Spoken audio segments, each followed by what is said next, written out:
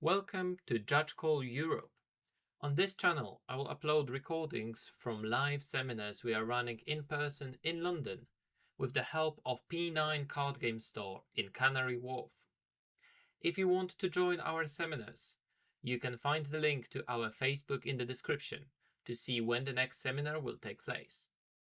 If you enjoyed the video, please consider subscribing to the channel and sharing the video with your friends. And if you have any suggestions to the topics I should cover, please leave the comment below the video. I read them all and it helps with the algorithm. Please enjoy the video. Head judge and team lead. Who here has ever been on a competitive or professional event, either as a player or as a judge? That works. Yeah. It's competitive, but it's a local competitive. It's a store competitive versus public competitive. So again, topics I'm throwing in. Public competitive is an open to public massive event like callings, regionals, Grand Prix, or whatever they do now, Magicons. And then store competitive is going to be ProQuests. It's going to be cups, soul cups, this type of things. Yeah. So it's technically competitive level event, but it's small and usually can be run by 1 or 2 people.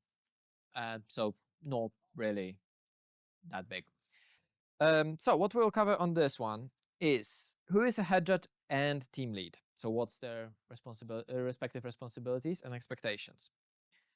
How to be effective in those positions. So this presentation is more for people who are targeting to be a team lead or a head judge. Anyone here has interest in becoming a team lead or a head judge as a judge? Yeah. Up in the future. But it's if you have the goal, you know what you're working towards. It's always worthwhile skills to pick up. It's also going to give you some tips on how to manage your team. That can be used in other ways of life. If you are ever a manager or if you ever have people that you're responsible for, even if you're not directly their manager, but you're just working with a team, someone needs to take responsibility. So the head judge, the highest authority during the tournament. Just a bit of a white lie. When it comes to rules, this is the highest authority in the room. When it comes to running an event, they're the same level as a TO. The DQ, for example, the disqualification of a player can never happen just because the tournament organizer said so or just because head judge said so. It's always collaborative effort. It can never be done just by one person. TO technically can overrule a head judge. Not on the rulings though. There's a lot in there to unpack. Head judge has the final call on all rules questions. So the reason why head judge doesn't answer floor calls is because you don't have anyone to appeal the decision to. Professional level events will have more than one head judge. When you have a ruling come up to the appeal on the professional level event, you want to make sure that you have the best, the most correct ruling happening. So you have 3 people in the same position that can clash against each other until they come into an agreement. 2 or 3 people that can come up with a ruling. Oh, it's just going to be like, okay, this is the situation. So this is the ruling. Oh, yeah, that's the ruling. Go. You're dealing with that. That's done. But it might be, no, but according to the rules, this is what's happening. And because all of the head judges are going to be confident in what they're doing, you are able to very quickly come into consensus, find the answer, because you have 2 different experiences. That is provided all of them are head judges for the specific event. The head judges for different events, of course, the head judges for different events. As you mentioned, if you have multiple main events at the same time, then each head judge is responsible for those. Professional level events usually have more than one head judge for the main event. It makes sense because there's bigger prizes on. Yes, this is like a peak. Manages the whole judge team. The head judge's responsibility is all of the judges, their schedules, allocation of the positions, what days they're doing, provided by the TO. TO recruits, provides the head judge the list of the teams, or list of the judges, and the head judge divides it into teams. Assigns the team leaders, assigns the teams to the team leaders, and then within teams, the team leaders will deal with the direct scheduling. Works with a TO to assign the team, and performance reviews team leads. Something I do not see a lot of, but it does happen, and it's something that we need to look into doing more as well, is the performance review of the judges. Head judge does the team leads do the flow judges do the team leads again. And the team leads can do the head judge as well. When you work with someone as a judge in that capacity, you can do their performance review. And you should do their performance review. No one is ever perfect. No matter how long you've done it, there's always things that you're going to be missing. You should always strive to be better. And that works from a conversation, from the performance review. It doesn't mean that I'm going to be watching you like a hawk for the whole weekend and I will find what you're doing wrong. No.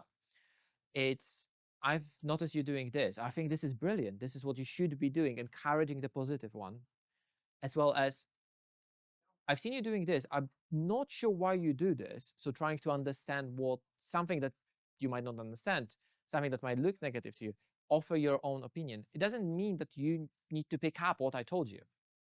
It's just a way of communicating. It's passing on the knowledge, passing on the experience. You've experienced one thing, Marcus experienced something else, you experienced something else. Sharing those experiences, the performance review lets you do that. From the team lead, from the head judge to the team lead, it might be pointing out where the team lead still needs to improve to move on, to make sure that they can manage their team better. But it also, again, performance review is not only the negative things. Be positive. Team lead responsibilities. Responsible for their team. What does it mean? Take their breaks, make sure they're in the right area, know roughly where they are. That's the important one. That's the important one. Know where they are. So many times I've seen a team lead losing their staff member, and it ends up they haven't seen them for 2 hours.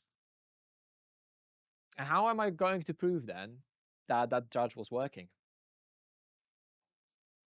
And because if others see someone slacking off, then it brings resentment.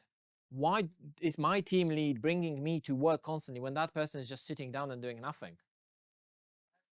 Well, no, that's not. But then, yes, that judge is going to get reprimanded, but the team lead is in a lot of trouble if they don't look after the team. If I'm asking you, where is your team? You need to be able to tell me, X is doing so, Y is doing so, I send Z there, and A is on the break if you're not doing a full team breaks. Team lead should always be in one spot and easy to spot. Usually team leads stick to the stage unless they're dealing with side events, for example, for us, then they stick by the general side events area. If they're doing end of round, they will stick towards end of round, they will stick by the scorekeepers so they can be quick on communication. Working with head judge schedules their team. So as a team lead, you're going to be told, here's 5 people for you. You organize their shifts. This is what you need to cover. You need to organize it. Next, we mentioned that earlier on the teams. It's the first point of contact. If you need something from the team, you never grab a team member. You always go for the team lead, and it's team lead's responsibility to make sure that they're available for that. And performance reviews his team. It's the same thing I mentioned. Find out what your team does well. Find out where your team can improve. Be constructive about this, be building on it, be motivating on it. And the same you should expect from your team lead. You should expect the team lead at the end of event, a major event, as I mentioned, if you're in the big team like that, you should expect your team lead to come in at the end and debrief you, tell you how it went from their point of view, what you can improve for tomorrow, etc., etc., etc. Communication, talking. It's not like, okay, cool, fine, you're done for the day, bye. Since I started working for Living Realms, the boss always pokes fun at me, but the team always appreciates me. I will always make sure that at the end of every shift, I sit down with everyone together, and if everyone has specific time they want, a specific thing they want from me, I will sit down with them longer, and we'll do a group debrief. I'll debrief everyone I had on the team. I'll say, this is what we've done as a team well. This is what I've seen team lacking. Never naming names, just person who was responsible for me making that comment knows it was them. That kept the anonymity with the rest of the team. But also, if someone came up to me with something that I felt I need to mention to everyone, there is a reason for that. I had someone, for example, we were working at a convention. Someone did not tell me that they're a smoker. And it's like, okay, if you have any, someone didn't tell me that they had a problem with their back. If you don't tell me, I can't put you down sitting. How am I supposed to look after you?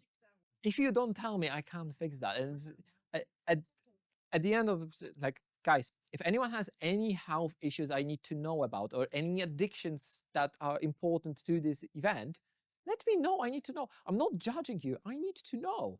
It's not affecting your rate of acceptance or anything like that.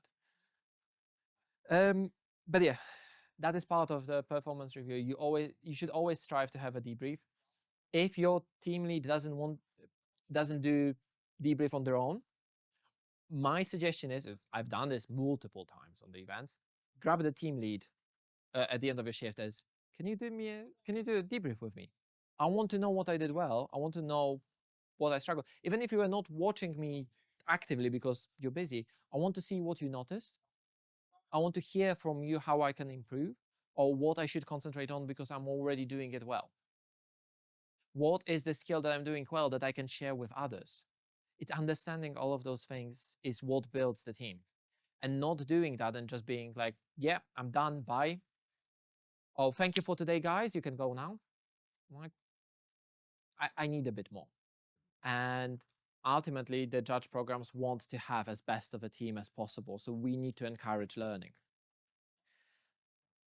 So that's why I included the performance review as a part of responsibilities for team leads and head judges. Head judge also gets their performance review from a TO. Look, you dropped the ball on the scheduling here because you only gave you only left 3 people on the massive side event we have in the evening that has 800 people. And you know we have 800 people on this event because it's always 800 people on this event.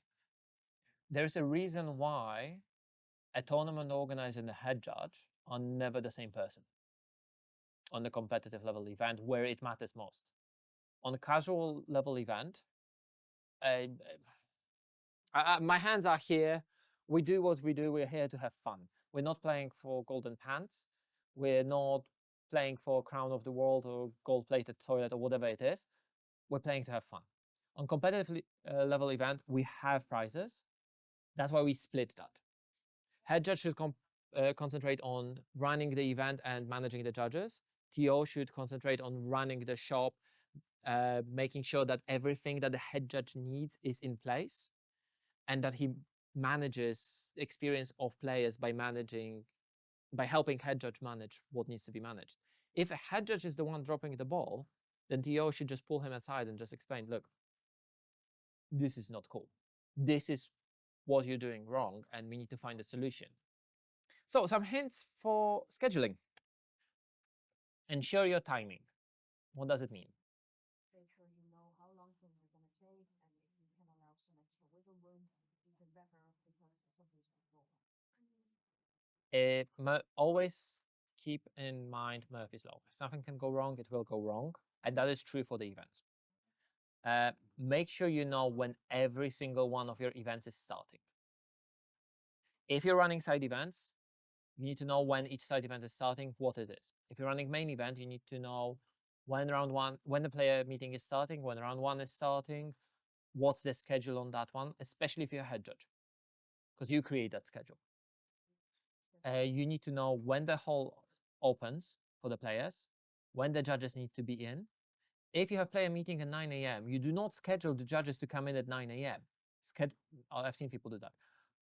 Yeah, I've seen that happen. You schedule judges to come in half an hour early so they can be ready, they have the place to be, they know where to be and what to do. So you need to know when it opens, when it finishes, when it closes, when people need to leave by. Make sure breaks are covered. You don't just send people on a break. You need to make sure that the area does not leave, is not left unattended. I've seen trying to remember what event it was. It's Yu-Gi-Oh! Nationals. Not one of the major countries in Europe, but a smaller one. The team was 7 people, but we had teams. We had a deck check team, and we had the floor and paper team. Deck check team was sent on the break in the middle of last round of Swiss. And you need to do a deck check of all of the top cut. So the whole event got delayed by 40 minutes. Avoid clopens. Who knows what a clopen is? It's when you close and then also open. Yeah. 100%. When you're creating your schedule, ideally you keep people on the same type of a shift. Alternatively, you do morning, evening, evening, or morning, morning, evening. You can do open and then close. That's not a problem. But if you close and then open, that's a no-go. That gets your judges too tired. Most of the events finish at like 9 or 10 p.m. and they start at 8 or 9. Most of the judges get cheap accommodation, which means they have commute. Usually the commute is about 40 minutes, and that's the acceptable commute for most of the judges. It's half an hour, 40 minutes, they're happy. So many times we had people just come in late because they overslept because of the issues. You should avoid them as much as possible. Doesn't mean you will always be able to avoid them. You always have areas of importance, like Saturday morning is always busy. You always need more people in there. Sunday night is the same thing. You always need more people in there. You need to balance that out. And sometimes you will end up with some clopens. For example, Friday closing, which is usually busier than Friday morning, and then Saturday morning. This is sometimes you want to avoid them as much as possible. Doesn't mean you can always avoid them. But you need to understand the staff that you have, that they can be tired. You need to understand their position. You need to be able to adjust where they're going, make sure that they're not affecting the player experience. And staff requests. I don't know how Pokemon does it. I know Flesh and Blood, Yu-Gi-Oh! They put in a survey to judges to ask you prefer morning shift, evening shift. What do you want to do? A deck check? Yeah. Do you want to deck check, breaks, sides? What do you want to do? If you are very specific in what you want to do, they'll probably put you in that. If you give a wide area of what you want to do, they will use you to fill in the gaps where they need to fill in the gaps.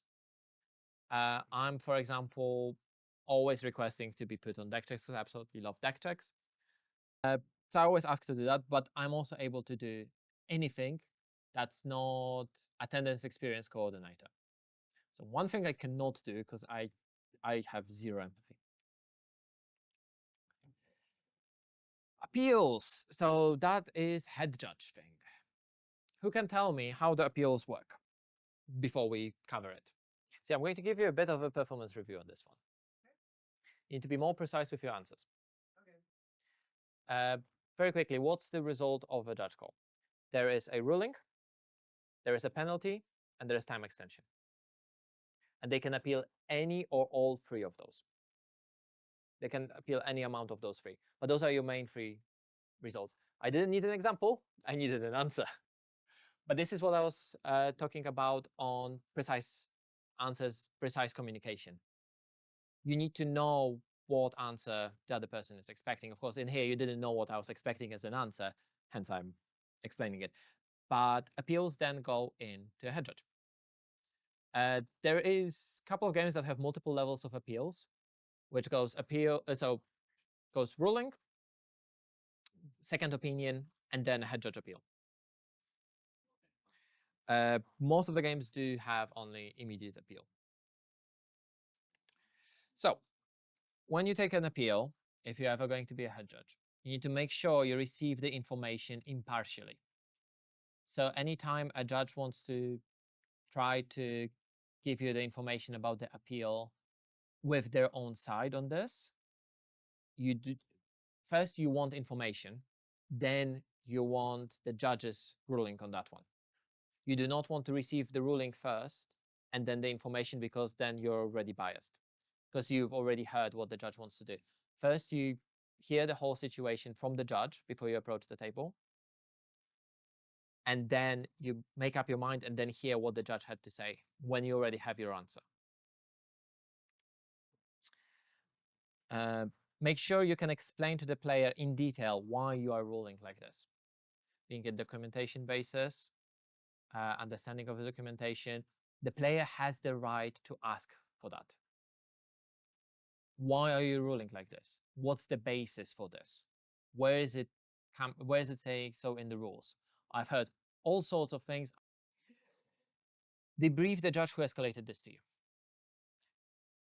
So why do we debrief the judge after escalation? No matter if you agreed with the if you agreed with the judge, or if you gave a different ruling, you always debrief the judge. Why? It lets you explain how you approach this and why your approach has worked. Sometimes you will.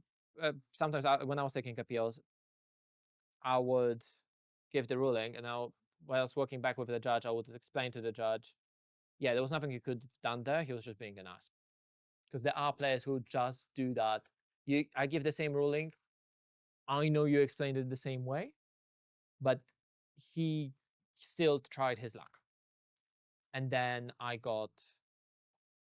gave the same ruling. I explained it the same way. I pulled out the same documents. Doesn't matter. It's because my position was higher. Very often I would see that the appeal comes up from a judge who's uncertain about the answer that they're giving. If you're not confident in what you're saying to the player, then the player is not going to be confident in your answer. Performance. Always observe your team leads during the event and make sure to have regular checkups. By observation, just make sure you always know where they are, because again, your team leads are responsible for their stuff. You're responsible for your team leads. But observe how they're reacting as a head judge, because this is from point of view of a head judge right now. As a head judge, you're always going to be at the main stage or a judge stage. Your team leads should be always nearby. You should always be able to observe their interactions with others. That gives you a lot of insight on how they're running their team. Make sure to have regular checkups after any maybe appeal, any major thing, or just every few hours. Just come up and say, oh, anything interesting happened, check up on them. This will give you insight on what they deem to be important and how they deal with it. Because by extension, when they tell you, oh, this happened, this is how I dealt with it, it gives you that insight that you might have not noticed. But also, if you happened to be watching, gives you insight of how they perceive the situation that you are watching from the side. Gives you more information. Debrief your team leads as they leave with your observation. So team leads, you do one by one. It's always going to be more specialized than having a team that you need to debrief. You brief them in the morning as a whole, as the whole team. But when you debrief, just 5 minutes. It's all you need. Just explain to them, you've done this really well today. I'm looking forward to seeing you tomorrow. You're done. It doesn't need to be very detailed, but if it's a habit you have, it will help you teach and guide others. You can do similarly as a team lead. You can debrief your staff if you have a small team. can debrief your staff members one by one. I prefer to do it as a team because it lets me cover broader subject and it sparks conversation a lot between the team, which is also important because then they feel more and more comfortable exchanging information with each other and they see that I'm encouraging this.